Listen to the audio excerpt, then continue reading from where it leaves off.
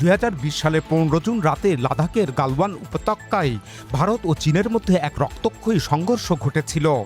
এই গালওয়ান উপত্যকাটি ভারতের পূর্ব লাদাখ এবং চীনের নিয়ন্ত্রণে থাকা আকসাই অঞ্চলের লাদাখের ঠিক মধ্যবর্তী স্থানে অবস্থিত।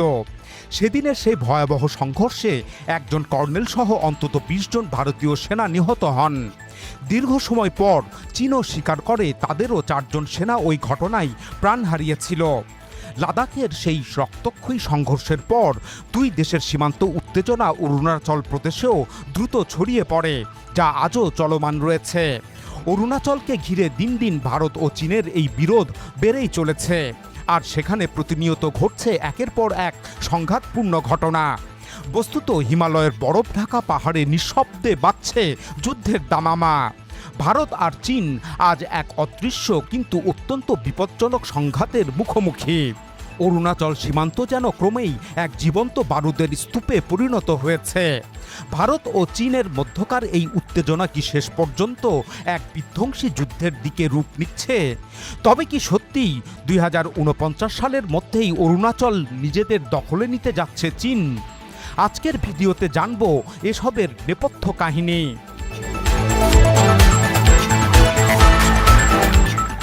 2021 সালের অক্টোবরে অরুণাচল প্রদেশের তাওয়াং সেক্টর অঞ্চলের 17,000 ফুট উঁচুতে একটি চূড়ার নিয়ন্ত্রণ নিতে চীনা পিপলস লিবারেশন আর্মি অগ্রসর হয়। ভারতীয় সেনারা তা প্রতিরোধ করতে গেলে উভয় পক্ষের মধ্যে বেশ কিছুদিন সংঘাতপূর্ণ পরিস্থিতি বজায় থাকে, তবে তা কোনো প্রাণহানি ছাড়াই থেমে যায়। এর ঠিক এক বছর পর 2022 সালের ডিসেম্বরে তাওয়াং সেক্টরের লাইন অফ অ্যাকচুয়াল কন্ট্রোল বা LAC সীমান্ত রেখায় দুই দেশের শত শত সেনারা সরাসরি সংঘর্ষে জড়িয়ে পড়ে।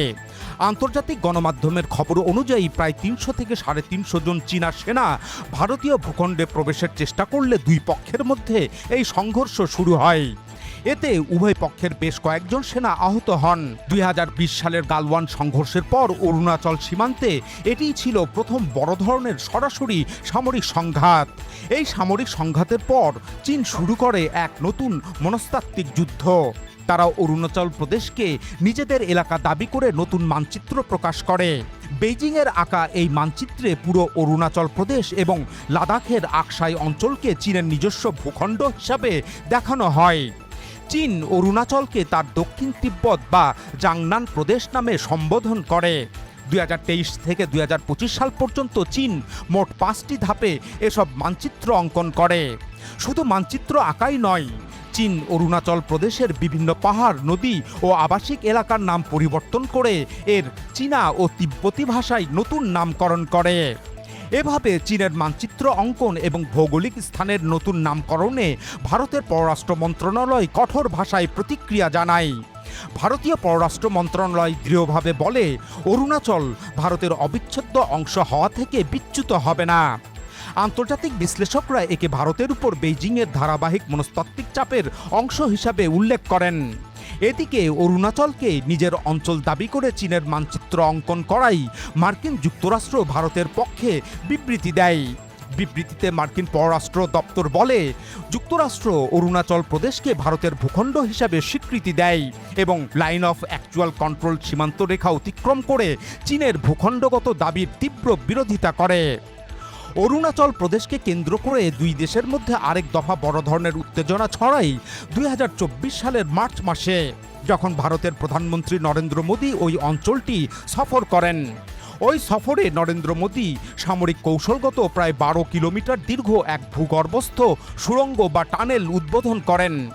এই সামরিক সুড়ঙ্গটি মূলত ভারতের আসাম রাজ্যের সাথে অরুণাচলের তাওয়াং সেক্টরের সরাসরি সংযোগ তৈরি করেছে।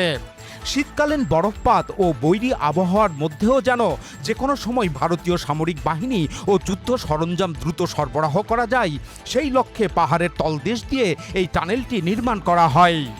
চীনের পররাষ্ট্র ও প্রতিরক্ষা মন্ত্রণালয় নরেন্দ্র মোদীর ওই সফরের তীব্র নিন্দা জানায়। বেইজিংয়ের পক্ষ থেকে দাবি করা হয়, ভারত অরুণাচলকে নিজের অংশ মনে করে সেখানে বড় বড় সামরিক অবকাঠামো নির্মাণ করছে এবং সীমান্ত পরিস্থিতিকে আরও জটিল করে তুলছে।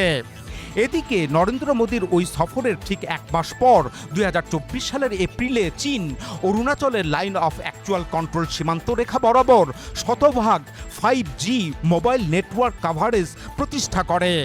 একই সাথে তারা সীমান্তে অত্যাধুনিক নজরদারি টাওয়ার ও ড্রোন ঘাঁটি স্থাপন করে। এখানেই শেষ নয়, এর পরের বছর অর্থাৎ 2025 সালের জুলাই ও আগস্ট মাস জুড়ে চীন অরুণাচল সীমান্তের ঠিক ওপারে তিব্বত মালভূমিতে দূরপাল্লার রকেট লঞ্চার ও অত্যাধুনিক ফাইটার জেট নিয়ে একটি বড় ধরনের লাইভ ফায়ার সামরিক মহড়া চালায়, যা ওই অঞ্চলের সামরিক উত্তেজনাকে এক নতুন মাত্রায় নিয়ে যায়। অরুণাচলকে ঘিরে ভারত ও চীনের মধ্যকার এই দ্বন্দ্ব কেবল সামরিক বা সীমান্ত এলাকাতেই সীমাবদ্ধ নেই, বরং তা আন্তর্জাতিক ক্রীড়াঙ্গন এবং সাধারণ নাগরিকদের যাতায়াতের ক্ষেত্রেও বড় ধরনের জটিলতা তৈরি করতে থাকে। 2023 সালের সেপ্টেম্বরে চীনের হাংঝুতে অনুষ্ঠিত এশিয়ান গেমসে অংশ নিতে যাওয়া অরুণাচল প্রদেশের 3 জন নারী ক্রীড়াবিদদেরকে চীন সাধারণ ভিসার পরিবর্তে পাসপোর্টের সাথে আলাদাভাবে সংযুক্ত বিশেষ কাগজ দেয়, যাকে বলা হয় স্ট্যাপলড ভিসা। ভারত এর তীব্র প্রতিবাদ জানায় এবং দেশটির তৎকালীন কেন্দ্রীয় ক্রীড়ামন্ত্রী ক্ষোভ প্রকাশ করে তার চীন সফর বাতিল করেন। মূলত চীনের দীর্ঘদিনের নীতি অনুযায়ী তারা অরুণাচলের বাসিন্দাদের ভারতের নাগরিক হিসাবে স্বীকৃতি দেয় না বলেই এই বিশেষ ভিসা নীতি চালু করে রেখেছে। এরই ধারাবাহিকতায় 2025 সালের নভেম্বরে ঘটে আরেকটি নজিরবিহীন ঘটনা। অরুণাচলে জন্ম নেওয়া পেম ওয়াংথংডক নামের একজন নারী লন্ডন থেকে জাপান যাচ্ছিলেন। যাত্রাপথে চীনের সাংহাই পুডং আন্তর্জাতিক বিমানবন্দরে তার মাত্র 3 ঘন্টার একটি যাত্রা বিরতি বা ট্রানজিট ছিল, কিন্তু তার জন্মস্থান অরুণাচল প্রদেশ হওয়ায় সাংহাই বিমান কর্তৃপক্ষ তার ভারতীয় পাসপোর্ট অবৈধ গণ্য করে তাকে দীর্ঘ 18 ঘন্টা আটকে রেখে জেরা করে। অবশেষে সাংহাইয়ে অবস্থিত ভারতীয় কনসুলেটের কূটনৈতিক কর্মকর্তারা চীনা কর্তৃপক্ষের সাথে আলোচনার পর তাকে মুক্ত করতে সক্ষম হন। এই ঘটনাটি দুই দেশের কূটনৈতিক সম্পর্কে নতুন করে তীব্র ক্ষোভ ও উত্তেজনার জন্ম দেয় এবং দিল্লির পক্ষ থেকে বেইজিংয়ের কাছে আনুষ্ঠানিক প্রতিবাদ জানানো হয়।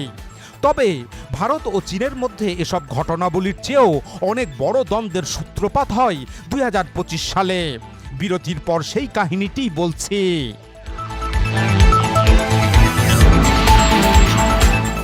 বর্তমানে অরুণাচল ঘিরে ভারত ও চীনের মধ্যকার দ্বন্দ্বের সবচেয়ে বড় ঘটনার জন্ম দিয়েছে ব্রহ্মপুত্র নদের উজানে বাঁধ নির্মাণকে কেন্দ্র করে।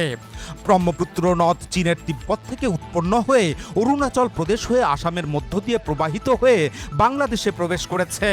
তিব্বতে এর নাম ইয়ারলুং সাংপো, অরুণাচলে প্রবেশের পর এর নাম হয় সিয়াং বা দিহং, আসামে এর নাম হয় ব্রহ্মপুত্র এবং বাংলাদেশে প্রবেশ করে এর নাম হয়েছে যমুনা। এই নদীটি অরুণাচল প্রদেশ অঞ্চলে প্রায় 270 কিলোমিটার প্রবাহিত হয়েছে। এরপর এটি আসামের সমভূমিতে প্রবেশ করে।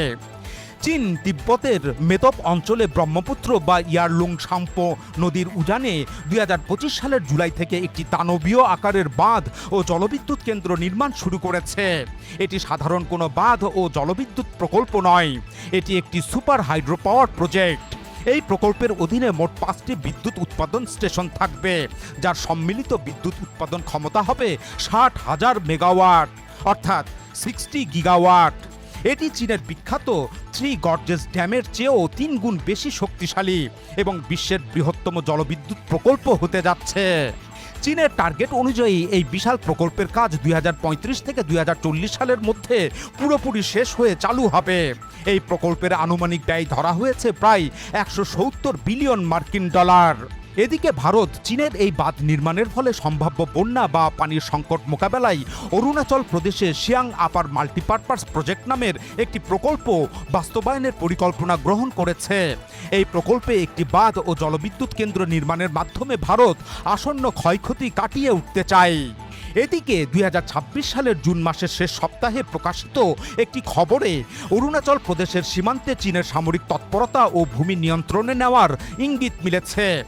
এর ফলে ভারত চীন ভূরাজনৈতিক উত্তেজনা এক নতুন সংবেদনশীল অবস্থার দিকে মোড় নিয়েছে।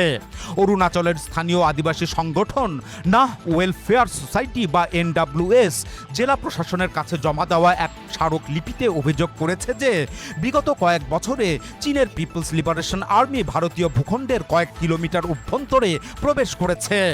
সেখানে চীনা ফৌজ লাইন অফ অ্যাকচুয়াল কন্ট্রোল সীমান্ত রেখা সংলগ্ন ভারতীয় অংশের ভূখণ্ডে সড়ক, স্থায়ী সামরিক ক্যাম্প ও অন্যান্য অবকাঠামো তৈরি করেছে। 2020 সালের পর থেকে চীনা ফৌজের এই তৎপরতা দ্রুত বৃদ্ধি পাওয়ায় স্থানীয়রা তাদের অন্তত 5টি ঐতিহ্যবাহী চারণভূমি, শিকার কাজের জন্য ব্যবহৃত পৈতৃক জমি ও পশুপালনের অধিকার হারিয়েছেন। তবে এই খবর বিশ্বব্যাপী ছড়িয়ে পড়ার সাথে সাথেই ভারতীয় সেনাবাহিনী এমন ঘটনা সরাসরি প্রত্যাখ্যান করে বিবৃতি দেয়। ভারতীয় সেনাবাহিনী জানায়, অরুণাচল প্রদেশে চীনের সাম্প্রতিক অনুপ্রবেশ ও ক্যাম্প স্থাপনের দাবি সম্বলিত প্রতিবেদনগুলো সম্পূর্ণ ভুল এবং এর কোনো বাস্তব ভিত্তি নেই।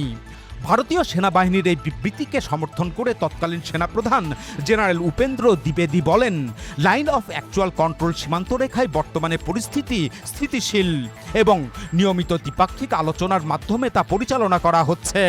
তবে অরুণাচলের ভূমি চীনের নিয়ন্ত্রণে নেওয়ার বিষয়ে এটি প্রথম কিংবা একমাত্র খবর নয়। এর আগে 2021 সালের জানুয়ারি মাসে আন্তর্জাতিক গণমাধ্যমে স্যাটেলাইট চিত্রে দেখানো একটি চাঞ্চল্যকর তথ্য ফাঁস হয়। সেই চিত্রে দেখা যায় অরুণাচলের লাইন অফ অ্যাকচুয়াল কন্ট্রোলের সীমান্ত রেখা থেকে প্রায় 4.5 কিলোমিটার অভ্যন্তরে চীন অন্তত 101টি বাড়ির একটি আস্ত গ্রাম ও সামরিক চৌকি নির্মাণ করে ফেলেছে। মার্কিন প্রতিরক্ষা দপ্তর পেন্টাগনও তাদের বার্ষিক প্রতিবেদনে এই চীনা নির্মিত গ্রামের সত্যতা নিশ্চিত করে। পরবর্তীতে 2022 সালের আগস্টেও অরুণাচলের আরেকটি এলাকায় চীনা ফৌজের অবকাঠামো নির্মাণের ভিডিও সামাজিক যোগাযোগ মাধ্যমে ছড়িয়ে পড়ে। অরুণাচল সীমান্তে চীনের এই ধারাবাহিক তৎপরতা ভারতের অভ্যন্তরীণ রাজনীতিতে তীব্র উত্তেজনার জন্ম দেয়। এ নিয়ে দেশটির প্রধান বিরোধী দল কংগ্রেস ক্ষমতাসীন বিজেপি সরকারের তীব্র সমালোচনা করে। কংগ্রেসের পক্ষ থেকে অভিযোগ করা হয় যে প্রধানমন্ত্রী নরেন্দ্র মোদী দেশের সীমান্ত রক্ষা করতে ব্যর্থ হচ্ছেন এবং বেইজিংয়ের অগ্রসরের বিরুদ্ধে তার সরকারের জাতীয়তাবাদী অবস্থান কেবল ফাঁপা বুলিতেই সীমাবদ্ধ হয়ে আছে। অন্যদিকে ক্ষমতাসীন বিজেপি সরকারের মন্ত্রীরা কংগ্রেসের এই অভিযোগ সরাসরি প্রত্যাখ্যান করে বলে, চীন যেসব বিতর্কিত এলাকায় গ্রাম বা রাস্তা বানাচ্ছে সেগুলো মূলত 1962 সালের যুদ্ধের পর থেকেই কিংবা বিগত কংগ্রেস সরকারগুলোর আমল থেকেই চীনের কার্যকর নিয়ন্ত্রণে রয়েছে। বিজেপি অতীত ইতিহাস টেনে বলে 1980-র দশকে রাজীব গান্ধীর আমলেই চীন অরুণাচলের তাওয়াং এলাকার উপত্যকা দখল করেছিল। এভাবে বিজেপি যুক্তি দেয় যে পূর্ববর্তী কংগ্রেস সরকারের দুর্বল সীমান্ত নীতিরই খেসারত বর্তমান ভারতকে দিতে হচ্ছে।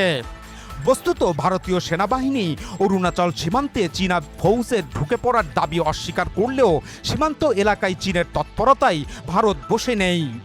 ভারতের বিজেপি সরকারের কেন্দ্রীয় মন্ত্রী কিরেন রিজিজু গত 29 জুন ভারতীয় গণমাধ্যম দ্য হিন্দু এবং পরবর্তীতে টাইমস অফ ইন্ডিয়াকে প্রদত্ত এক সাক্ষাৎকারে জানান, অতীতে ধীর গতি থাকলেও বর্তমান সরকার কৌশলগত কারণে সীমান্ত অঞ্চলে অত্যন্ত দ্রুতগতিতে সড়ক ও অন্যান্য সামরিক অবকাঠামো গড়ে তুলছে। তার মতে যদিও ভারত এই কাজ কিছুটা দেরিতে শুরু করেছে, তবে মোদী সরকার এখন সীমান্তে দ্রুততম রেকর্ড গতিতে ভারতের সামরিক অবকাঠামো শক্তিশালী করছে, যা চীনের যে কোনো সামরিক তৎপরতা রুখতে সক্ষম হবে। এখন প্রশ্ন হলো, চীন কি সত্যিই ভারতের অরুণাচল নিতে মরিয়া এবং এ বিষয়ে তাদের নির্দিষ্ট সময়সীমার কোনো টার্গেট আছে কি? এর স্পষ্ট উত্তর পাওয়া যায় 2025 সালের ডিসেম্বরে মার্কিন প্রতিরক্ষা সদর দপ্তর পেন্টাগনের চাঞ্চল্যকর বার্ষিক রিপোর্টের মধ্যে। পেন্টাগন মার্কিন কংগ্রেসে জমা দেওয়া তাদের বার্ষিক সামরিক রিপোর্টে উল্লেখ করে যে বেইজিং এখন থেকে অরুণাচল প্রদেশকে তাইওয়ানের মতোই তাদের মূল স্বার্থ বা অবিচ্ছেদ্য অংশ হিসাবে বিবেচনা করছে। 2049 সালের মধ্যে চীনা জাতির মহাপুনরুত্থানের অংশ হিসাবে তারা অরুণাচল প্রদেশের উপর নিজেদের সার্বভৌমত্ব ও পূর্ণ নিয়ন্ত্রণ প্রতিষ্ঠা করতে চায়।